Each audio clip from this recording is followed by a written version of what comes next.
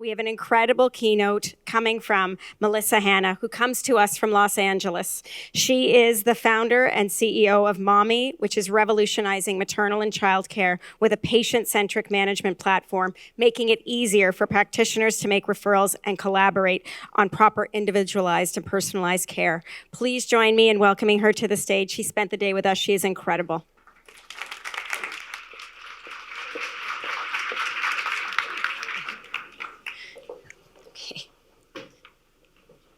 Hi, everyone. Thank you very much. Thank you for that introduction. As Sonia said, I had the privilege of spending the day here with the Invest Ottawa team, with the team behind the Accelerator here, and I got a chance to meet with some fantastic founders across industries, and then to spend some time specifically with the healthcare and life science founders that are in the pre-Accelerator and Accelerator programs. And so there's amazing work being done across this campus, and it absolutely made me wish that there was something like this in LA. To which I think Sonia was kind of surprised about there isn't. And well, LA is just so huge that it's difficult for people across such a sprawling city to come together in a space like this and have a singular sort of point of support and of access and education around entrepreneurship. There's actually a lot of different programs, but this is so unique in that it is so directly tied to the work being done at the city, at the city level. So I'll first reintroduce myself. My name is Melissa Hanna. I'm co-founder and CEO of Mahmee. And as was shared, Mahmee is a comprehensive prenatal and postpartum care coordination platform. And that's a mouthful. And it has taken me years to figure out how to put those words together in a way that captures what we're trying to do. And part of the magic is that it doesn't necessarily mean any one thing to any one person. And from there, I can sort of extrapolate out what the vision of Mahmee is depending on the audience. And this is such a key part of being a founder and figuring out how to pitch your vision to different kinds of folks that you're in front of, whether those are potential co-founders or potential investors, potential advisors, potential customers. You have to find that magic mix of words and phrases that creates a vision in someone else of what that could be, that thing that you're trying to build and that solution that you're trying to offer, but also creates space for a big question of, well, what is comprehensive prenatal and postpartum care coordination? And that's just one of the many lessons that I've learned along the way of building my company. Mahmee was started in 2014. I had sort of been kicking around different versions of ideas relating to maternal and child health care before that, but we formalized it and registered the company in 2014, sort of against my will. There was an accelerator program, not anything like what you have here, really more, back in the day. It seems like so long ago, but it was an idea for a sort of a intensive week-long program for female founders to get their confidence level up and figure out how to pitch an idea. And we all just had that, just ideas. But there was a restriction that you had to actually have a formal company to be a part of the program. Looking back now, that was a red flag. I always tell founders, one of my key pieces of advice is don't form the company until, really, best case scenario, someone's got a check with your name on it, and you're like, hang on, let me just go to the bank and make an account for that to go into. Because some of my advice is a little silly, and it's a little blunt, and you can chalk that up to being an American if you want. I'll take it. But there are so many twists and turns along the way in the startup journey that the last thing you want to do is to obligate yourself to what was just a half-baked idea because some sort of founder boot camp said, well, you've got to go ahead and register it so we can take 1% of it before you even get going on the idea. Again, red flag now looking back.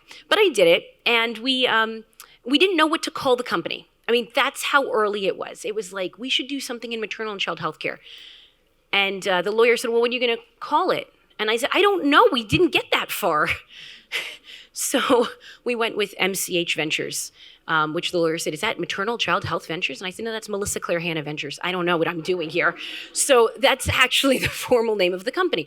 It wasn't until later that we called it Mahmee.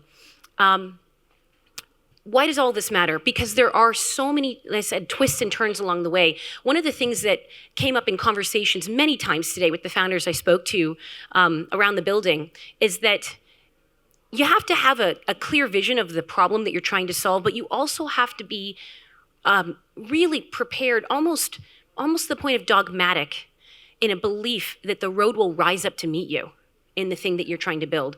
If you deeply believe in the solution that you're offering, if you believe in the problem existing enough that someone should actually commit some of their career and a lot of their money and a lot of their sanity to solving that problem, and you kind of think it might be you, then there's a sort of a flip side to that is very much set in faith and belief in self. And I say to the point of dogma, because there's no actual evidence that is all going to play out that way. And that can be one of the most difficult and even mentally exhausting and tormenting parts of this. And I know that there's founders in the crowd. I know that there's some funders in the crowd as well. And I always say that it's really important to create some space for that tension to exist, to not deny it and not shut it out, because it is a very real part of being a founder, is waking up on Sundays and totally feeling yourself, thinking like, this is happening. Oh my God, I'm like actually building this company. But then on other days, waking up and saying, what the heck did I do? What did I sign up for? I shouldn't have even told anyone I was doing this. I'm gonna have to shut it down at 5 p.m. today. And I've had those days. Now, a couple of aspects of the journey of building Mahmee.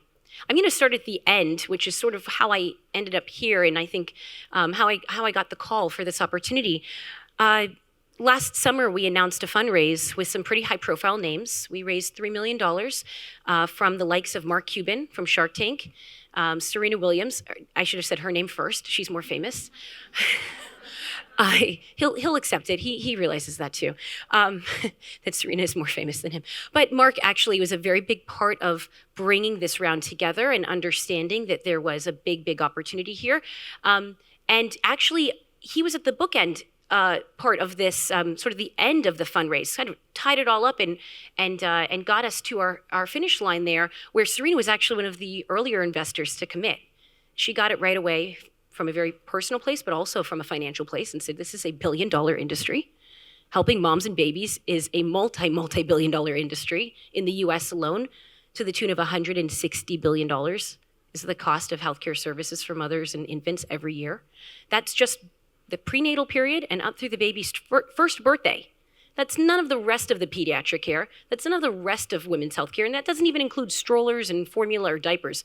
$160 billion, just the amount that the United States spends to provide healthcare services to just under 4 million babies and mothers a year. Or, well, 4 million births and more mothers. And why does that matter? Because I had to create many mantras to get through building this company for the past 5.5 years, to get to a point where we'd have celebrity investors behind this and millions of dollars in the bank. And yes, it was crazy to see millions of dollars in the bank account that day that I logged in and all the money had actually been transferred by the investors, called the Money in the Bank Day. If you haven't been there yet, it's a thrill. But in order to get there, I had to have a lot of little mantras along the way. And one of them was that number, $160 billion. Because as the founders shared in the panel, you walk into a lot of rooms where people, they laugh, they don't get it, and they ask you in a way that's all too earnest, that makes you start to really question your own sanity. Is that really a viable business?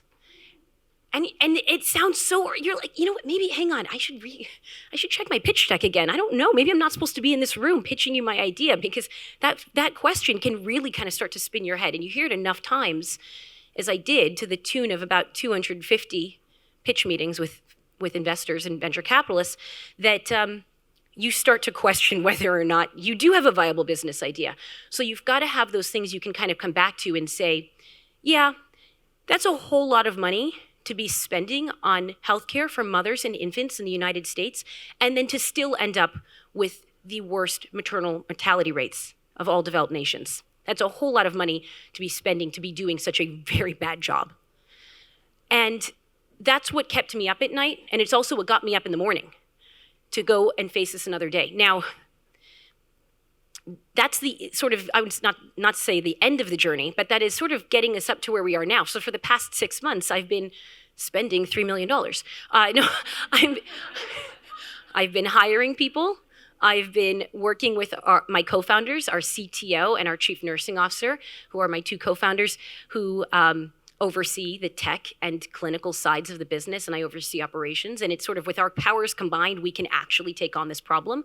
That's what the investors saw, was not just me and my sort of doggedness about this, but actually that we might be the team, that we are the team, that we had that perfect balance of technical, clinical, and operational abilities to take on the US healthcare system. And building out the team has been the biggest part of my job for the past 6 months since that fundraising announcement happened. And it's also led to a ton of opportunities to share the story and to coach and mentor. And many times I get a call like the one that I received from the Invest Ottawa team, and I think to myself, they definitely called the wrong Melissa. There must be another Melissa Hanna that is worthy of this opportunity, because who am I to speak about this? I am still in the middle of the beginning. That's how it feels most days of the week. But then I get to be in spaces with founders who, frankly, and I told several of them today, you're just a smidge behind where we're at. You're much closer than you think. And it's important to tell people that and to remind people that you've come a long way. And sure, there still is more road to show up for you, but you're farther along than you think.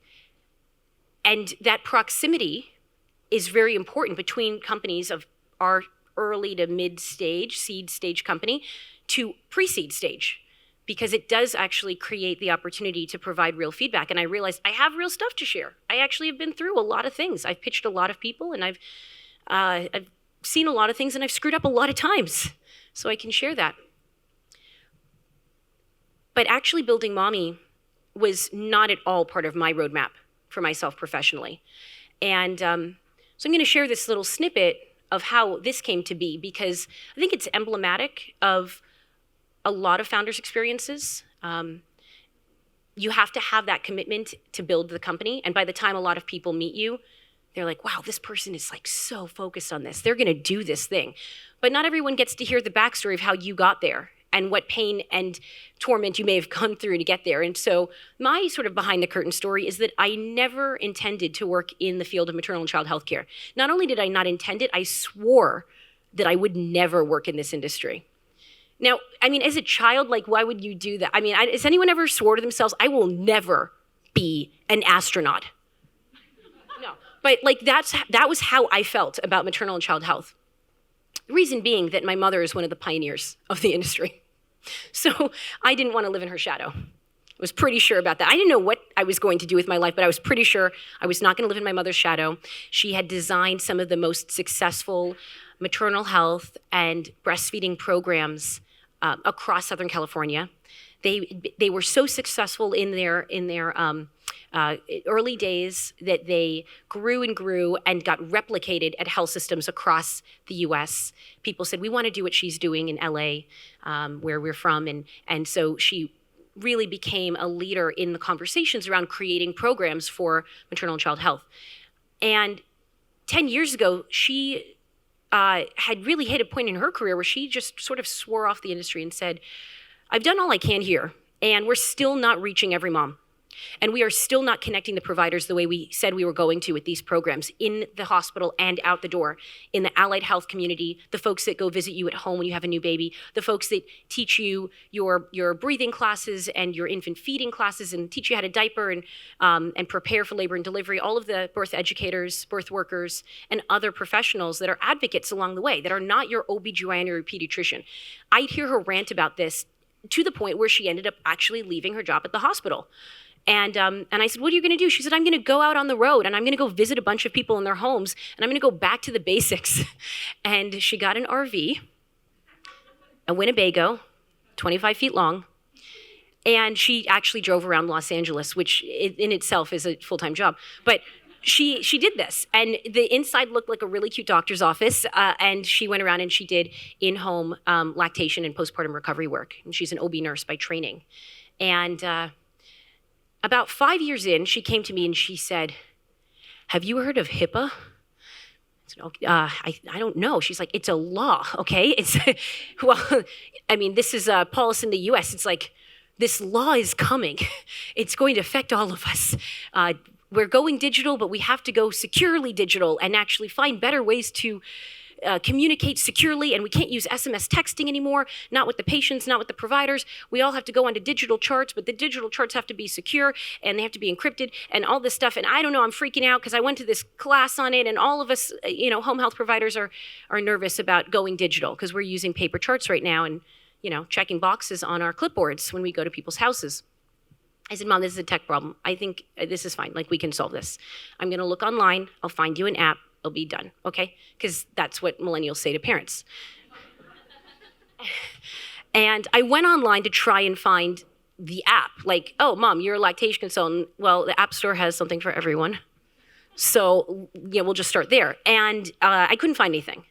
And I found, like, half-baked things, like a piece of something. Like, "Oh, here's a way you can message with your patients securely." And she's like, "Well, okay, great. What am I going to do for charting and documentation?" "Oh, okay, hang on. Let me go back to the App Store." And this kind of continued on. And it took like a few months. This was not like an overnight thing. This is like, dinner, on the weekends, going back to my parents' house. And I was actually in grad school at the time. I was living in the dorms, pursuing a JD and an MBA. That's how you know I'm already crazy, okay? I was in a law degree program and a business school program at the same time. So if you're wondering how I ended up building a startup, it was like I was the person for, I was already lost my sanity. So in between, law school and business school exams happening sometimes in the same week, I was going home trying to help my mom solve her digital problem for home health in maternal health care. And one day it sort of dawned on me on a Monday. And so I had all week to sort of process this information before going home on the weekend. And every day it was sort of getting clearer and clearer in my mind. And I'd walk around campus and I'd be like, "Oh my God, no. I have to build this platform." And that's what happened. And so I went home on Friday night and I was like, "Mom, I have bad news. I have to build a startup." And yeah, it was pretty bad news. She was pretty pissed. She's like, no, you are in law school. You are in business school. Please stay in school. Keep doing what you're doing. You're going to have a lot of initials after your name and you'll be able to do anything you want in life. Please don't do a startup. Now, she was especially concerned because I come from a pretty entrepreneurial family. And so I was not the first person in my family to do a startup. In fact, both of my parents, including my mother, even with her whole career in healthcare, had started businesses, including her RV business. Mobile lactation, actually, not an RV business. But so she kind of knew. She knew what I was getting myself into. And I'm like, I've been thinking about this all week. I don't know another way around this. I think I need to build the software that you need so that you can not only connect with your patients, but we got to make the software so other professionals can connect with you as well. Because we know that maternal health care doesn't happen in a vacuum. It doesn't happen in a silo. You don't just deliver a baby and say, "Good luck. Hope you're going to be fine with the kid, but call us if you need anything," except that that's exactly what happens in the U.S. healthcare system. We literally send people home every day from hospitals and other birthing facilities, and we say, "Good luck. Let us know if you need anything." And that fundamental flaw in the system is why the maternal mortality metrics, and truly infant mortality as well, are so off the charts in the U.S., because we've thought for a really long time that that is the best way to do things. And to have what is an incredibly privatized market means that, well, patients, consumers, but you wouldn't hear your doctor say that, but patients can figure it out. They can go find people in their community. They can find people like my mom, and they can solve their own problems. And that's not to say that people shouldn't be empowered to solve their own problems, but we actually know what happens after you have the baby. A lot more stuff. That's not the end of the story. So to even pretend that that is the end and say, good, we're gonna wheel you out the door in a wheelchair. You're gonna get into the car. You guys know how to put a baby seat in the back seat, right? No, oh, it's your first kid? Okay, well, you just read the directions. I mean, they would, some places won't even help you install the car seat. So, we are failing on day one. And so it just became clear that this wasn't just software. This was an imperative about changing the industry, changing the fabric of the industry. And it started with connecting everyone up to realize no one's actually doing this alone. And why don't we actually hand off patients properly through the ecosystem? I used to call this care management. I know there's actually some care management companies here in the building and in the accelerator. This is so silly, but this is sort of founder life. I don't call it care management anymore because that doesn't work for the investors. As in really, you go into certain rooms and you figure out, oh, what do you want to call it? We'll call it whatever you want if you give the check. I know what I'm building. I know what problem I'm solving. And it can have a lot of different labels. And it used to be called maternal software, maternal digital health, telehealth. We used all the buzzwords. And at some point you realize, okay, there's going to be a lot of twists and turns. And as long as you aren't compromising on your vision for the solution, then you're going to be okay. You got to stay true to that, though. If you lose track of that, that's when the wheels can start to come off. Now, there was a point when that almost happened. And it happened about a year and a half into building the company. We had been building software. It was working. People were into it. We were starting to make some money. And the model was actually that we had this software business. It was just that. It was just like, we've got an app. You can use the app there. And I was literally selling the software to my own mother for her practice. I was also asking for advice on how to build the company, but she was a customer and she was an unofficial advisor. And my stepfather, who raised me like a daughter and I was very, very close with, got very ill very quickly. And with a diagnosis that had been continually missed and turned out to be lung cancer. And he was gone very quickly. And he was really the backbone of my mother's business. He was her co-founder on the RV. And at that point, they actually had a few of them. They had a few trucks in their fleet. And they had a staff, and they were seeing thousands of patients across LA using the Mahmee software, along with other people who were using Mahmee software. And I was in the middle of an accelerator. I was actually in the 500 Startups program in Menlo Park. We had 500 startups here representing. And so I was in that program and got the call. My mom said, you need to come back this weekend. It's pretty bad. And I was lucky. I was able to get back and be there. And that was a tough day. And it was a Saturday morning. And I said to my mom, what should I do? How can I be here for you? You just lost your life partner and your business partner, and I know everything's going to change now. And she said, no. You got to go back. You finally got your big break. You got into an accelerator. They gave you some money. You got some angel investors because you got into the accelerator. It's like the money started coming in, and we got our first check, and it said $5,000. And I was like, oh my God, this is happening. And so she said, you got to go back up north, and we'll get you a flight for Monday. And I said, no, I don't want to leave. And she said, no, it's okay. You'll come back. We'll plan the funeral, but you got to go back to your programming and to the classes. And I went back up. And I checked on her around lunchtime, and I said, hey, how's it going? And she said, oh, it's good, but, I think today's payroll. I said, well, you think? She said, well, Stephen used to do that. I said, oh, my God. Okay, what else does Stephen do? She's like, everything. And I said, you need help with payroll? She said, yeah, let's do a video call. Did payroll that day. And realized pretty quickly, after a few more days of calls and comments, I think Stephen actually did that part of it, and we've got to pay the insurance again, and we've got to get the truck fixed up, so someone's got to pay the auto mechanic on that I wasn't going to be able to actually live out my dream of building this software platform that powers companies like my parents if my parents couldn't, and this way my mother couldn't keep the business open. And so I went to our investors, who were pretty new. Some of them had only just written a check days before my stepdad passed. And I said, we have a really big problem. the only way that I'm able to build this company is the privilege of having a family that's supporting me. Side note, the one thing that sort of ties all high growth venture capital backed founders together is privilege, the ability to do it. It takes a lot.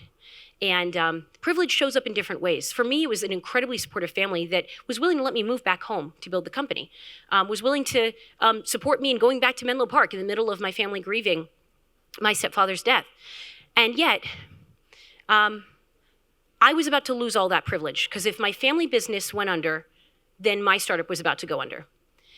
And so I said to the investors, how much do you believe in the vision for Mahmee? And they said, we are all in.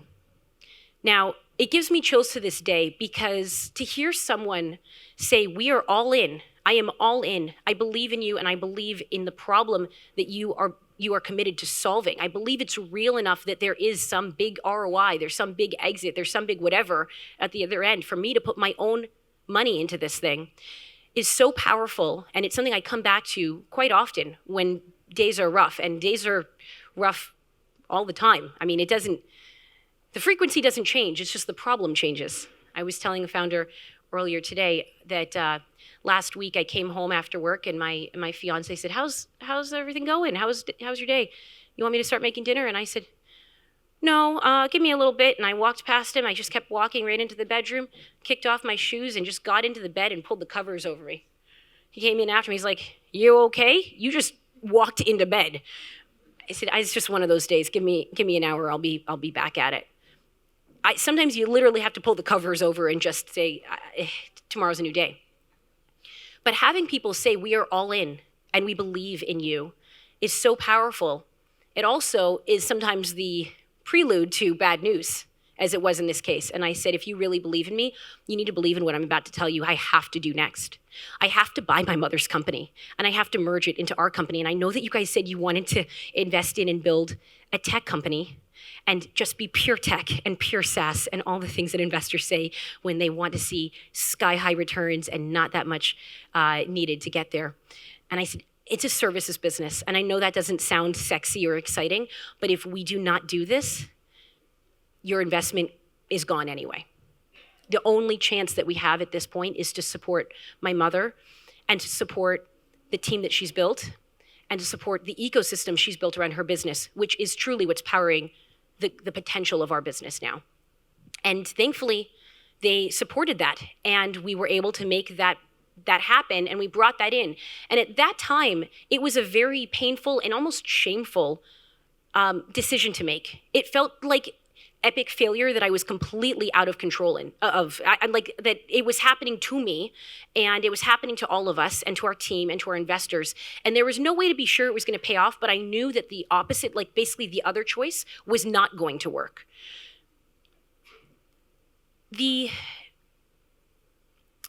About a year and a half later, and along the way of the year and a half, we continued building the company. And I was splitting my time between running a software business and being whatever I needed to be to support that, and finding the rest of our tech team and working with our CTO to really build that out, and working with my mom on a daily basis just to make sure like her staff was covered, that the trucks were working, that the patients were being seen, running things, on calendaring, trying to book and schedule. I was answering the phones, and I was doing everything that needed to be done on that small family business to keep that going, while also trying to build what had to be pitched at that time as, this is $1 billion opportunity, right?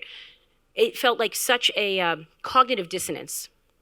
And that's that tension that founders feel. It's very real. It looks different for everyone, but it feels the same inside, which is, am I even doing the right thing anymore? Is this even like a viable path to building the company I originally told people I was going to build? And that's where that shame comes in, is that question of, well, maybe it's not. And then how horribly embarrassing will it be to have to go back and say, we ended up with something else. We took an off ramp, and I thought we were going the right way, and it turns out we've got this now. And about a year and a half later, we got into a different program that was very focused on healthcare companies.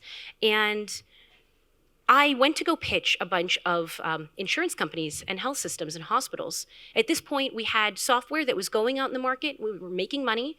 We were providing and powering services through the platform. But I really knew that this was not going to work until it got into the healthcare enterprise, until we were able to pitch it and get it into the biggest players so that everyone would be able to have access. All the providers within that network and all the patients would have access. And that was always the end goal. And we finally got to a place where we could get into those rooms. It's not to say that we weren't trying. We were trying for a year and a half, but it took that long for anyone to even take my call and let me into the room with a C-suite executive or even a handful of them. And when we got in, I was feeling so ashamed. And I didn't want to tell people what was really powering the business, what was making most of the money, which was the services side. It wasn't, the software was making money, but services make a lot of money versus software when it's in its earliest days. And no one likes to really talk about that. And a lot of companies, truthfully, behind the curtains are powered by services dollars in the earliest days of their businesses. And that was happening for us too, but I didn't know that that was a common thing. So I went in and I spoke with the C-suite of some of the biggest names in the US healthcare system. And I said, we've got software that if you could connect it up to your folks in your industry, it would be a game changer. It can do this, and messaging and video calls and support groups and all these great features. And all you have to do is just sort of plumb in and wire in the Mahmee platform into your current EHR, your electronic health record system, and your tool set. And I got a lot of people saying, that sounds great, very exciting, as the first comment. And then the but came. And the but was, that sounds great. We love the idea of, software and all this, but we don't have enough people here to power this program.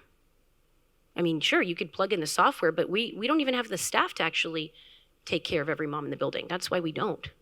Behind closed doors, right? Behind closed doors, people will tell you, I'm not going to buy that software from you because this is what's really happening with my company. And that's what I kept hearing was, well, we don't actually have the operational capacity to power this software deal.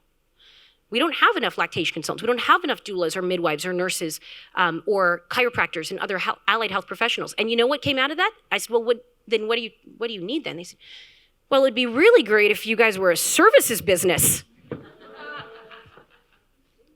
The road rises up to meet you. Lucky that I just bought a services business 18 months prior and knew how to run that thing better than anyone. And had figured out all the kinks in the system, all the flaws, all the things that made it challenging to run a network of lactation consultants around the worst city to drive in the entire world, or at least in the US, I should say. I shouldn't go so bold as to say LA is the worst of everyone. It's just the worst of the United States.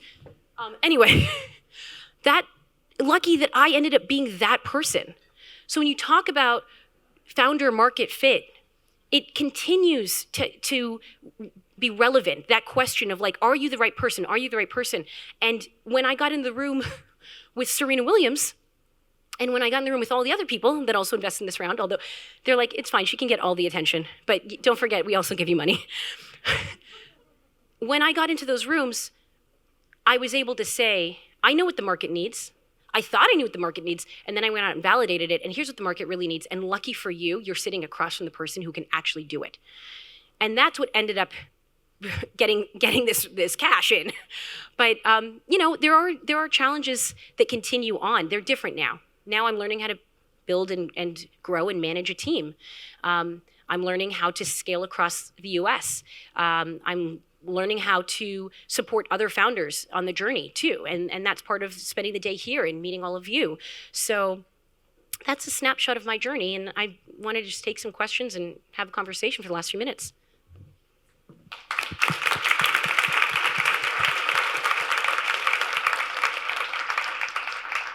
Questions for Melissa. Incredibly inspirational story. Anyone? No? And of course, Melissa will be with us for the networking portion for those who are here. You can come up and talk to me. We'll see. Okay, raise your hand if you're a founder in the crowd. So we've got some. I see some familiar faces from earlier today. Okay, now for the folks that raised your hand, this is what it's about. Name a frustration. Name a challenge that you're dealing with right now, and don't worry about making it broad for everyone. Like, what are you particularly dealing with that is bugging you? Finding good people. As in teammates, co-founders, building a team. Yeah. That will continue to be a challenge. But the nature of the challenge will change. You're always trying to find good people, but at any stage in building a company, there is also, there's like sort of a perfect balance of the kind of team members you need for that stage of the business. I'll speak from a couple of failures that I had, and then maybe something else will arise from that for you, but passion isn't everything. And in the early days of building a company, you also have to have some key skills. Now, as the founder, or as one of the founders, you have to be able to wear many hats. But as a team member, you have to be like the A+ student on that team, on that thing that needs to get done. And it's generally part of the co-founder's responsibility, I would say, to determine what that thing is that needs to be done. So when you really get focused, you get discipline on what are the 2 or 3 activities, business building activities, that if we're not doing them right now, we're not going anywhere. And then figure out what kind of person can do that business building activity. Here's the flip side, the mistake side. You know that there's 2 or 3 business building activities you have to be involved in, and they're different for every business. Like, for example, I knew that the end goal was to get into enterprise healthcare, but that was my job, was to continue chipping away at that for 18 months till someone would let me in the building. In the meantime, I also had to figure out how to get a bunch of other providers, local independent professionals using the software. That's the business building activity. You got to keep growing in some other direction while you're trying to figure out where the big hurdle is that you can leap over. I met a lot of people who said, I love the vision for Mahmee. I am so passionate about it. I really want to do this work with you. And I was so moved by it. Oh my God, tickled pink. Oh, it feels great that someone else wants to, conquer the world with you. But what are they good at? And I made that mistake, and I brought people on that weren't necessarily incompetent. No, they weren't good at one of the things that was key to business building at that stage in the company. And how did I figure it out? It's a little insidious at the beginning. It doesn't look like what you'd think. It's not someone saying, I know you need someone to go find a bunch of people to use the software out there. Or I know that you need to figure out your Instagram strategy because Instagram's going to be a really great way to grow this business, and whatever, I'm making it up. And then the person, I know you need to do that, but I don't want to do that for you. No. That's not what the wrong hire says. The wrong hire says, I really love this company, and I see that you're super stressed out, Melissa. What can I do to help you? What can I do? I just want to help. What can I do to help? All day. What can I do? What kind of help do you need right now? And I'm like, do you see what's happening around here? Do you see why I'm actually stressed out? Because these things have to happen, and you, person I hired to help, isn't doing those things. And it's not because they don't want to, it's because you hired someone who can't do that thing, and they kind of maybe figured it out a little bit, but they're also still trying to be committed. So they're like, well, what else can I do to help? That's the else doesn't always show up in the question. What else can I do? And I kept saying to people, go back to the thing I hired you to do. That's how you can help. And then they'd go back, and sometimes even a day later, hey, so what else do you need help with? Go back to what I told you to do. I mean, really. So this is, it's a bit of a comedy routine, but good people isn't just the passion part of it. It's also really skill-focused hiring for each stage. And it starts with you knowing exactly what you need help with before the person joins. Anything else? Anyone else? Oh, you've got a frustration over here. You want to share a challenge? Market penetration. Every founder wants everyone to be using their thing that they make, whatever that product is. And so market penetration is tough because you can see in your mind's eye the vision, you can see the world where everyone has found purpose and meaning in the thing you've offered to the market. And in the fullest iteration of it, the fullest conclusion of it, there is a version of it for everyone. The way to unlock market penetration is through market validation. And it's something Nick and I talked about earlier today, about validating ideas and getting very clear on who really needs the thing that you're doing, that you're building, that you're creating, and who feels the greatest pain point for the thing that, the problem you're solving. Because there may be a lot of people who have a version of that problem or are affected by that problem. But market penetration becomes really difficult when you keep that in your head and you say, well, all these people are affected by this problem. Look, a lot of people across the United States are affected by very poor maternal and child health care. in order to solve all of their problems, I had to continually sort of chip away to get to the root cause, which I believe is a lack of digital and clinical infrastructure. As I found out, not only was the software needed to connect everyone up, but actually the services, the people were needed. There needed to be an unlocking of potential from a service market perspective. So the only way to get to substantial market penetration is to be so fierce in offering what you know confidently to be the solution to one party's problem, to one section of the market's problem, that you can just run full steam ahead in getting there. Now, the reality to that's in the theory. The reality is, as you start building that, people will come around. And I heard this from founders earlier today too, who are like, hey, I see that you're doing that thing for those people over there. It looks like it could also maybe solve my problem one day. And it's so tempting to then say, sure, yeah. Well, I mean, it would probably take like 2 more features to get there, and that might take like 6 months of development, but we could do that. We could do that for you. And it takes a lot of discipline to say, it would take 2 more features and about 6 months of development, and we're not gonna do that for you. We're not gonna do that right now because we've gotta make sure we completely unlock the solution for our primary market. And that strategy, staying true to that, does 2 things. Not only does it actually build the business, it just told this other party over here, sit tight, there's a solution coming for your market too. But I'm gonna get really good at solving the core problem first, and I'll come back to you. And now you've ingratiated yourself with this party, but you've also added orders of magnitude and credibility to your offering. And it's amazing what that does. It's hard to do, but when you start to get into it, you realize that is also market penetration too, because you just put that in that person's head. You're coming. Co-founders, and whether you started it yourself at the beginning, and when you decided to bring co-founders on board with you. Yes, well, I decided to bring co-founders on board when I bought my mother's company. So she, as in she became the co-founder officially. She did not want to be. And my mom didn't even understand really the equity part of it. Like, she's a small business owner in sort of her mindset.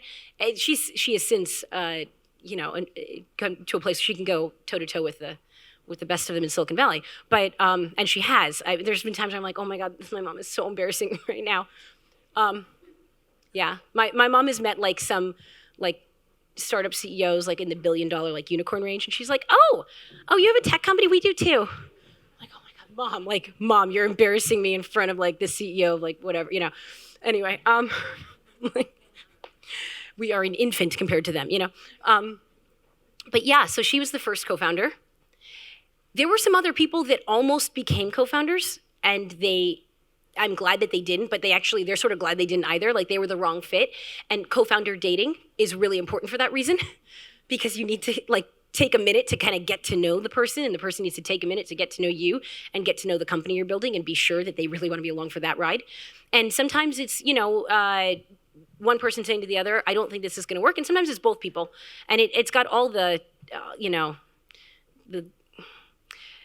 ties to relationship building generally. I use a lot of dating analogies when I talk about this, but it is very much that, co-founder dating. It was not until about 2 years later that officially we got our third co-founder, Sunny, our CTO. And the quick story on that is that I got introduced to him when I asked my network, hey, does anyone know someone in tech who'd be interested in working on this business? I need an advisor. I had an investor say to me, we really like this company, and we would put like maybe $500,000 into it, but I don't think, this is the investor talking, was I don't think that you have enough technical prowess or acuity. And no offense, I mean, I was none taken. I'm not the tech person, but I don't think that you're going to be able to build the enterprise healthcare platform you're claiming needs to get built. If you could find the right person for it, this would be a no-brainer. And I was like, okay, challenge accepted. How hard could it be to find a co-founder? I'm in LA. I'm thinking to myself, there's a lot of great tech talent here. I know there's a lot of great tech talent here in Ottawa as well. So you're thinking maybe it's not so hard. But actually, it's just like any other relationship that has to get built, and it can't happen overnight. So I put my feelers out into the community. I asked people, do you have any recommendations? And one of my friends said, I know a guy. He's like really, really good. He's really expensive. You definitely can't afford him. But he's a great person. And I'm like, where was the part where he'll work with me? Like, So he said, no. He said he'll take a coffee with you. And I said, okay, good. And here's my hustler founder brain. I'm the hustler, not the hacker, you could say. I'm thinking to myself, okay, I know this guy is really expensive. He's already had multiple exits. He worked at a company. He built a company that got bought and then got bought into another thing and built another and then added $1 billion exit. And like, he's like been through it. Like he's like Silicon Valley style. So I'm thinking to myself, I just need to get this guy to give me his LinkedIn URL and a high-res image of himself, and I can put those in my pitch deck. No one has to know. I'll probably never see the man again. He's going to take one coffee with me. I'm like trying to already like finagle this, like, maybe he'll be an advisor to the company. So I sit down and I start pitching it, and I'm realizing like, I don't know if this is going to work. And so I just say, hey, look, I have investors who are asking me if I have tech support on this. Would you be an advisor to this company? I just need a high-res image and a LinkedIn URL. I just go out and just say it. When we first sat down, I told him, we don't have any money. I said that right away. And so then we talked for 2 hours. He's like, no, I'm not going to give you my high-res headshot. Let's talk. And we talked about the business, and he asked me a bunch of questions. And it was like a date where it's like, okay, well, it was supposed to be over 30 minutes ago, but we're still here. He might like me. I don't know. I mean, this is like, I'm like trying to process this because I'm so insecure and I'm so sure that this is not going to happen that I'm like, I don't know what this feeling is. We are still here. And sure enough, at the end of 2 hours, I said, okay, what are your thoughts on this? And he says, I really like this company. I think I might want to work with you. And I said, okay, see Exhibit A at the top of the 2 hours when I said I have no money. And he's like, I remember you said that. I think I could actually afford to do this. I've been successful in my life, and I've got a lot of things that I've been working on that provide income. I could afford to work on this if you can afford to go in on this with me. I'm going to need substantial equity. And when I tell the story now, some founders will say, "Oh my God, you gave him what? You gave him a lot of equity." I had no cash. Well, that seems like a big sacrifice to make. But here's the bottom line. When you do find that match and you find someone who has the potential to be your ride or die, your person for the long haul, the person who gets it and genuinely wants to see this thing come to life and thinks that maybe they would be okay, even maybe they're scared, but they would be okay with hitching their career to this too and riding it with you, you have to make that commitment back to them. And because I made it, when I talk about this with Sunny now, he's like, I was crying as this was happening. He's like, you were scaring me because you were crying, but I could tell you were fearless. And I could tell that you were ready to do this, that you really wanted to see this come to life. Because I said, yeah, let's do it. And later he told his wife, like, okay, I was talking to Melissa, she started crying in the middle, and she's like, what? You made her cry? No, I was crying happy tears. Because I had found my person, And even still, that was the first date. It took us 3 months till we really got together. But yeah. Anyway, that's long way of talking about co-founders. It is not easy for anyone. And if you talk to people who deeply really have strong co-founder connections, like I could build another company with Sunny after this if we both really wanted to. I think we're going to take a break from each other one day. But like, who knows? Maybe again after that. But even those stories, you find that it took a long time to develop that kind of trust, that kind of deep sense of respect for each other.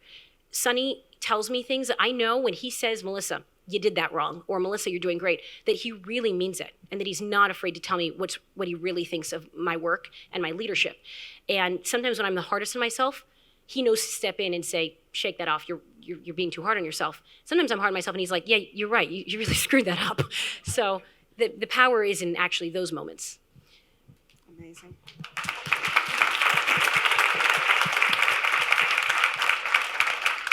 Melissa spent the day with our pre-Accelerator health tech companies today. She was so generous with her time. And she is known as the smart, sassy, and successful health tech founder that came to share her expertise and experience with us today. And we are so grateful for everything that you have done to inspire, educate, and give us actionable insight here tonight. Thank you so much. It was an honor to work with you. Thank you. Thank you for sticking around.